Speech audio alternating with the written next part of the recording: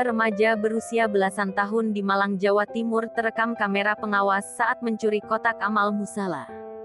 Uang ratusan ribu rupiah hasil sedekah masyarakat setempat pun raib dibawa kabur pelaku.